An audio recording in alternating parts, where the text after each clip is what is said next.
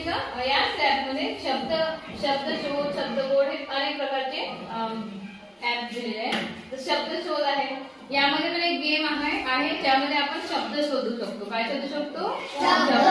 तर शब्द आपल्याला शोधायचे आहे ते कोणतेही राहू शकते, प्राण्यांचे, फुलांचे, काही वेगळे राहू शकते. बरोबर आहे. कोण करणार आहे ती ऍक्टिव्हिटी? दिव्यांश करेल. ओपन कर शब्द शोध ना. दिव्यांशनी शब्दशोध ओपन केलाय. त्यामध्ये काय ओपन केलंय? हे प्राणी ओपन केलाय. बरोबर आहे. तर प्राण्यांचा हा इथे खेळ आहे, ही ऍक्टिव्हिटी आहे, पण हा काय आहे? खेळ आहे. आणि या खेळामध्ये या बॉक्स मध्ये सगळे अक्षरे दिले आहेत. त्यापासून आपल्याला काय शोधायचे आहे? नाव शोधायची आहे प्राण्यांची. कशाची नाव शोधायची आहे? प्राण्यांची.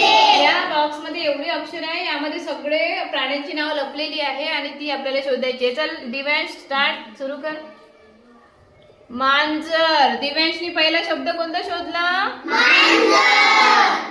या ऍपमुळे, या ऍक्टिव्हिटीमुळे मुलांचा शब्दसंग्रह वाढतो, मुलांना प्राण्यांची नावांची माहिती होणार आहे. तुम्हाला सगळ्यांना कळते ना? गाढव. Very good. टाळ्या वाजवा रे.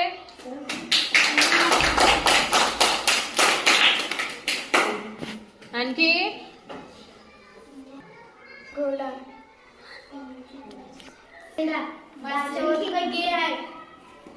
हे प्री स्कूल ऍप जे आहे ना मुलांना तुम्हाला खूप आवडतं ना, कारण यामध्ये अनेक प्रकार आहे ज्यामध्ये आपण मराठी आणि इंग्रजी भाषेचा चांगला अभ्यास करू शकतो आणि आपला शब्दसंग्रह वाढतो, त्यासोबत आपलं नॉलेज पण इम्प्रूव्ह होते. बरोबर.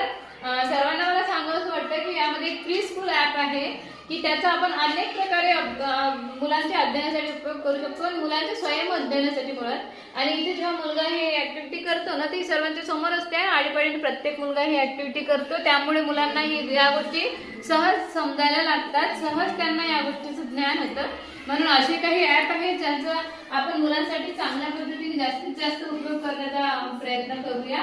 आणि मुलांना तुम्हाला या प्रीस्कूल ऍप मध्ये सगळ्या ऍक्टिव्हिटी केलेल्या आहेत तुम्ही?